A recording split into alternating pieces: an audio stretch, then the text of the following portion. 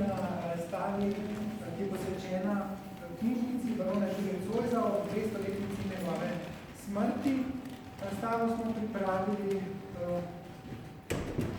avtorica doktorica Sonja Spolša, jaz sam, v sodelovanju z dvema institucijama, Narodno univerzitetno knjižnico, ki hrani to bogato knjižnico, in pa znanstveno-raziskovalnim centrom Slovenske akademije znanosti in umetnosti, odkoder prihajam sam. Knjižnica barona Žige Zoisa je bila nekaj posebnega, seveda. Predvsem zato, ker je bila aktivno vključena v razsvetljenske in prerodne projekte njegovega lastnika in težko bi našli kakršnokoli knjižnico v zgodovini slovenskega ozemlja, ki je tako vplivala na zgodovino tega prostora.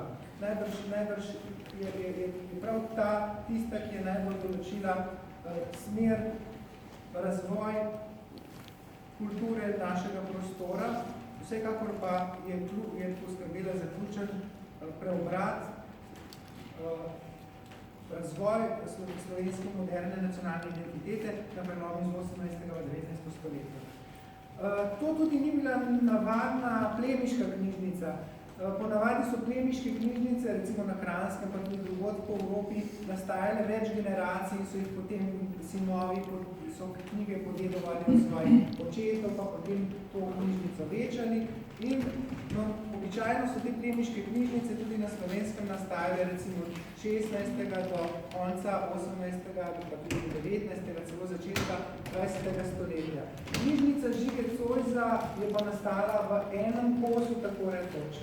Zaradi tega, ker oče Žiga Zoisa se ni zanimal posebej za kulturo in za umetnost, bil je self-made man, bogataš, ki je uspel iz nič, prišel iz skromnih razmer, iz hribov nad Bergamom in obogatel v Trstu, še bolj v Ljubljani in se povzpel med najbolj vplivne ljudi, vsekakor pa postal najbogatejši Kranec tam sredi 18. stoletja.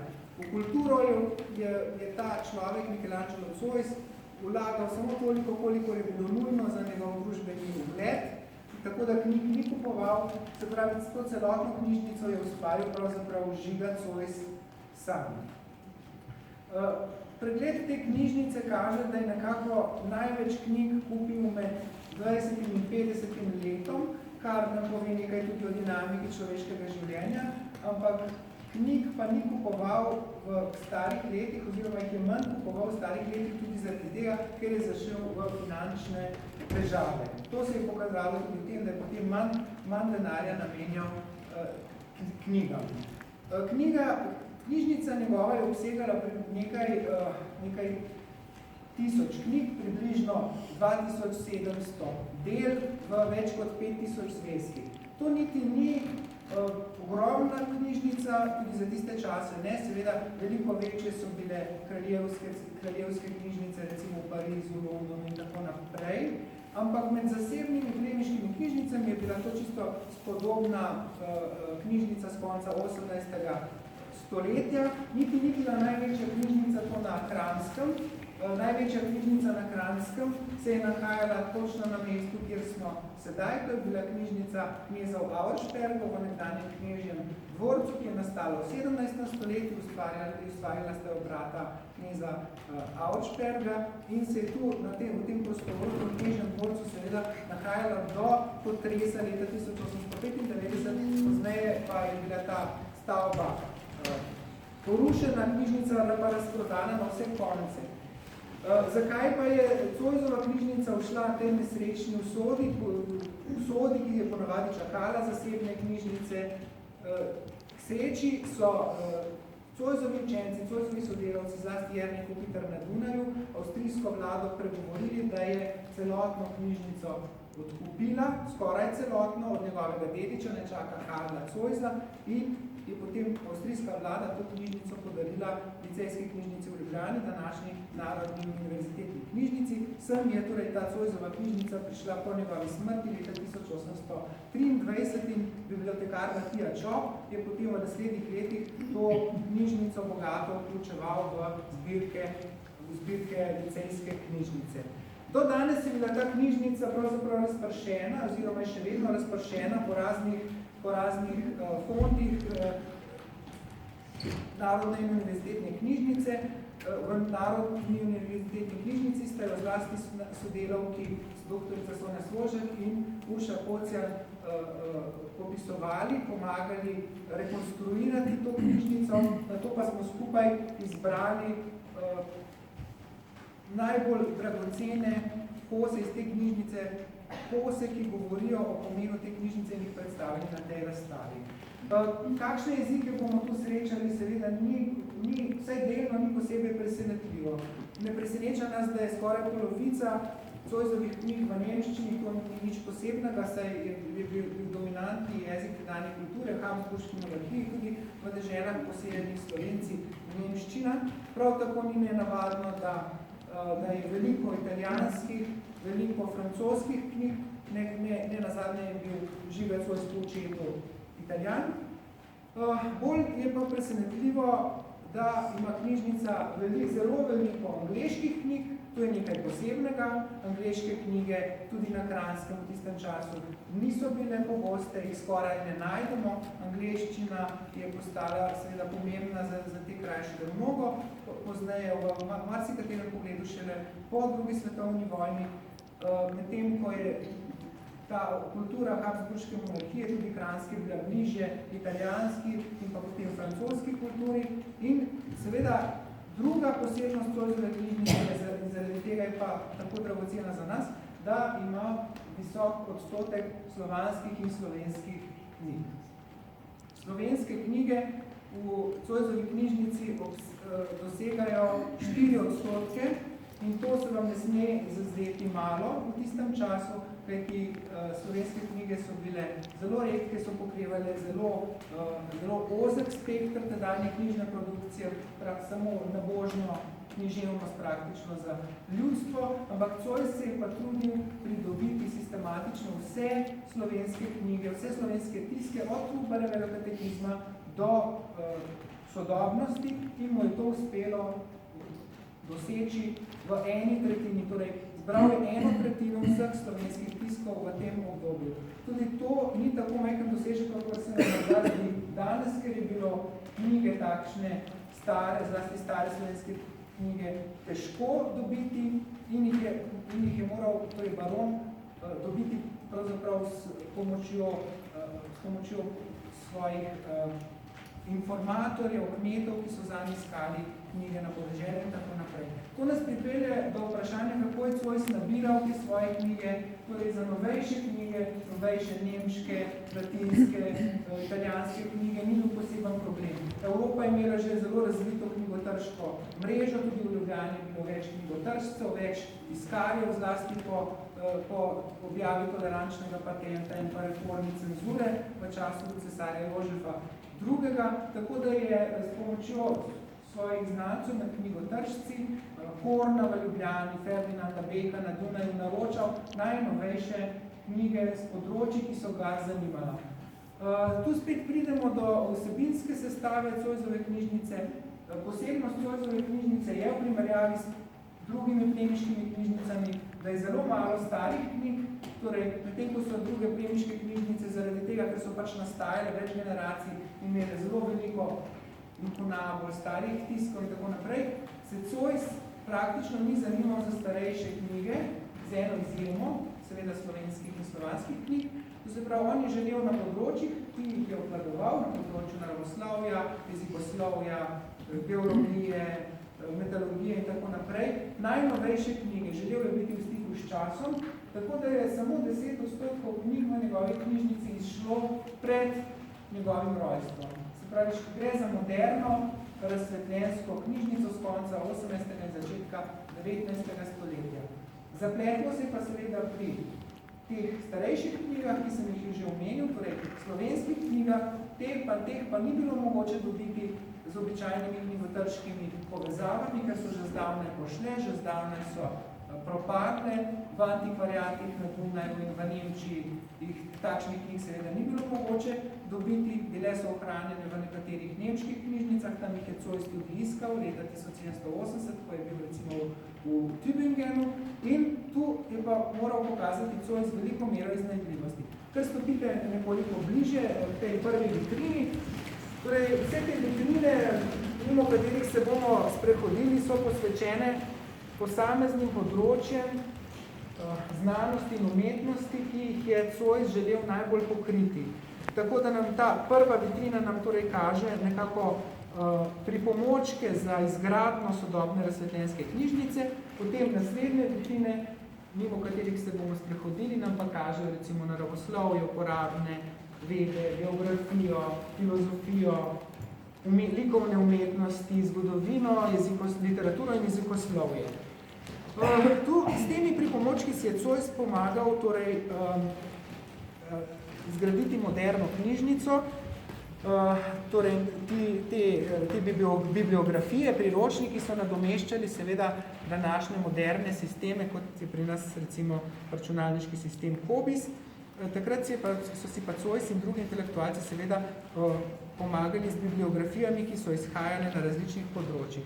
Tu torej pokažem samo eno, gre za naravoslovno bibliografijo augsburškega bankirja in naravoslovca von Kobresa, ki je bil Zoisov prijatelj in je pod naslovom Delicije Kobrezijane, torej nekakšna Kobresova veselja ali užitki Kobresa, zbral oziroma sestavil katalog svoje naravoslovne knjižnice, ki je bila ena najbogatejših v Evropi. To knjigo je Zoisu podaril lastnoročno in mu jo tudi posvetil z lastnoročnim posvetilom, tako da tukaj v tej knjigi posebej opozarjam, da Zois ni bil zgolj nek provincialen intelektualec, ampak je bil enakovreden član evropske intelektualne in politične elite, je večino avtorjev, ki so tedaj še živeli, osebno poznal, si z njimi dopisoval ali bil na kakšen drugačen način z njimi povezan, recimo s članstvom v določenih akademijah. Skratka, ti ljudje so se med seboj obveščali in tvorili tako imenovano literarno republiko, Respublika Literaria, ki je presegala nacionalne in državne, deželne, cerkvene, verske meje in sodelovala v teh prizadevanjih za napredek razsvetljenskih družb. Pri tem seznamu pa opozarjam na ta drugačen način, alternativen način zbiranja knjig. Tu gre pa za seznam slovenskih knjig, ki manjkajo v Zoisovi knjižnici. Tu vidite, da je sestavljen v latinščini, torej naslov je Inter Carniolana Desiderantur, se pravi kranjske knjige, ki manjkajo, se pravi v knjižnici barona Zoisa. Ta seznam je okoli leta 1810 sestavil Zoisov bibliotekar Jakob Zupan in kot vidite urejen kronološko. Tu so naštete manjkajoče knjige od Trubarja, Dalmatina, Mikca in tako naprej. Vidite, da si je tukaj je pričen poseben obsežen odstavek.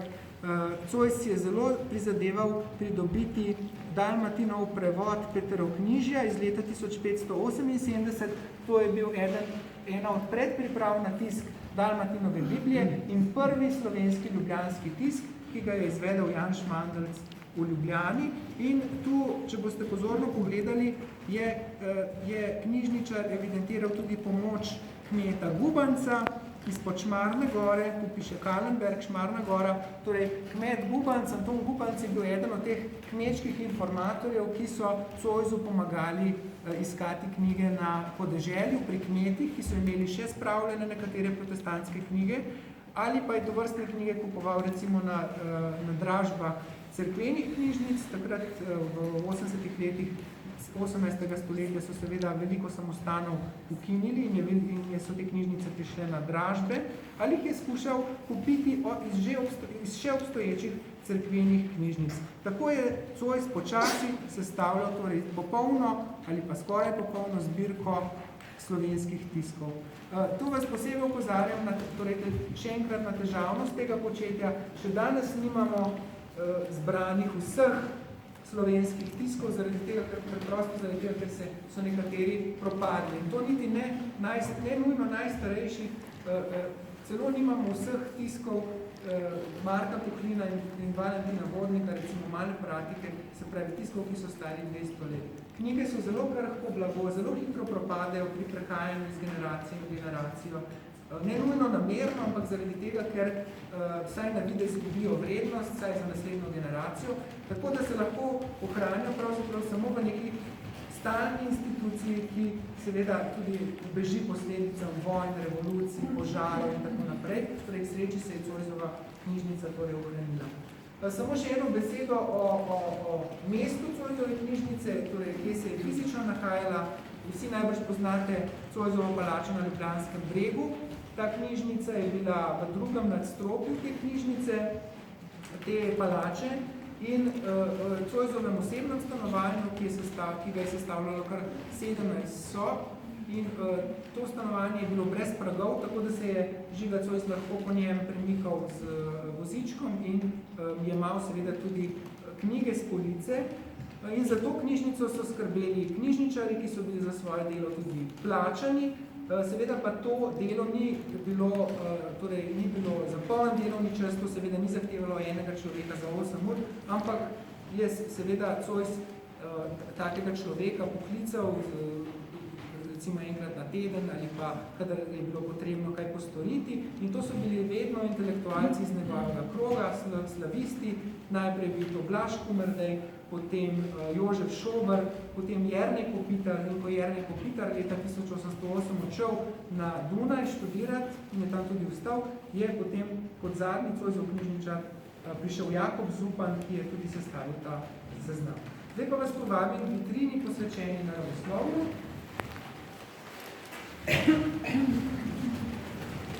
To moram povedati še za eno posebnost Zoisove knjižnice oziroma Zoisa samega. Medtem, ko je za druge plemiške knjižnice značilno, ker so bile seveda to tudi statusni simbol in pa znamenje reprezentance, je bilo nujno, da so plemiči svoje knjige označevali z ekslíbrisi, ki so bili tiskani, so recimo vsebovali njihov grb ali kakšen drug okras, ali pa so se vanje vsaj podpisovali. Zois se ni podpisoval v svoje knjige, ni vanje lepil ekslíbrisa, tako da še enkrat opozarjam na to, da je Zois kupoval res tiste knjige, ki jih je potreboval, ki jih je resnično prebral, ki so se mu zdele res dragocene in jih je tudi posojal ljudem, ki so to želeli. Ta knjižnica je bila odprta za interesiranje javnosti, ki pa seveda ni bila velika, ker ti pismenost je seveda bila omejena na nekaj odstotkov prebivalstva takrat. Tako da jaz nisem videl niti ene Zoisove knjige, ki bi nosila njegov podpis. Podpis boste našli recimo samo v tej knjigi, torej Skopoljevi Flori Karnivolikti, ampak ta podpis ni Zoisov, je od njegovega brata Karla Zoisa, botanika, ki je knjige zapustil po smrti svojemu bratu Žigi Zoisu. Skratka, Zois je s temi knjigami vstopal v najnovejše naravoslovne raziskave in jih ni samo spremljal, ampak je v njih tudi aktivno sodeloval. Ne sicer z objavami, zaradi svoje skromnosti ni želel, je sicer veliko napisal, obstajajo napisi, kot je ta, ampak nič se pa želel v javnosti izpostavljati in je svojo energijo in denar značilno kanaliziral sodelavcem, svoje ideje, svoje popravke, korekture, denar, konec koncev je namenjal njim, ki so potem svoje napisali lastna dela, ni želel, da omenjajo njegove zasluge, tako da Zoisa moramo vedno predvidevati v ozadju del njegovih sodelavcev, kot so bili Vodnik, Kopitar, Ake in tako naprej. Je pa zelo darežljivo prispeval k naravoslovnim raziskavam pri nas in pa tudi po svetu, in ker je tem akademijam oziroma zainteresiranim znanstvenikom pošiljal zastonj seveda primerke živali, primerke rastlin, primerke kamnin, so ga sprejeli v mnogo tujih naravoslovnih akademij in tukaj boste našli recimo navedenega kot člana Berlinske naravoslovne akademije, ki deluje še danes. In zaradi tega svojega delovanja je Zois zaslužen tudi za veliko prebojev v naravoslovju v tistem času. Torej, omenil bom samo dva primera. Leta 1804 mu je, ker je Zois sam zbiral tudi kamnine in pa minerale, trgovec z minerali Simon Prešeren s Svinjske planine na Koroškem prinesel kup kamin v odkup seveda in se pravi, ta Simon Prešeren je bil nekakšen pandan kmetu Gubancu, ki je za Zoisa iskal slovenske knjige. Zois je v tem kupu kamin odkril novo kamino, ki jo ni prepoznal po tedanjih klasifikacijah in sistemih in je takoj leta 1805 poslal ta neznani mineral na Dunaj, zdaj je vodilnemu mineralogu Wernerju. Werner je potrdil, da gre za nov mineral in ga je v čast najditelju imenoval zoizit. Zoizit boste našli tukaj na drugi strani in je naveden v Wernerjevi sistematiki, ki je bila seveda podarjena Zoisu kot dobremu prijatelju tega mineraloga Wernerja. Ali pa drugi primer, Zois je zelo zaslužen za raziskave človeške ribice, Proteusa. Znano je, da so Proteus sicer opisovali, tudi Skopoli je Proteus opisoval, ampak Karel Linné, ki je bil tedaj najbolj znan sistematik narave, še ni verjel, da takšna žival sploh obstaja. In Zois je pa v najdišču Vir Listični, tedaj Postojnska jama kot najdišče še ni bila znana, je dal naloviti ogromno teh človeških ribic, ki je potem pošiljal na Dunaj, tedaj vodilnemu zoologu von Schreibersu, vodi Cesarskega muzeja na Dunaju. Sčasoma je Zois tako izpopolnil te pošiljke, da so te človeške ribice na Dunaj prispele žive. Tako da so lahko naravoslovci, zlasti Schreibers, te ribice natančno opazovali in zelo pokazali cesarju in tako naprej. Tako je Schreibers napisal prvi pomemben znanstveni spis, ki je bil o človeških ribicah, ki je bil objavljen v Londonu. No, kot rečeno, Zois sam pa je pisal samo takšne opise, ki so se ustavili pred objavo, zelo lahko boste prepoznali Zoisovo razstavo, lahko se malo pobliže ogledate. Vedno je gre za drobno presočenje pisavo s knjižnikom. Zoisa je namreč od leta 1780 mučil proti in tudi svoja pisma najraje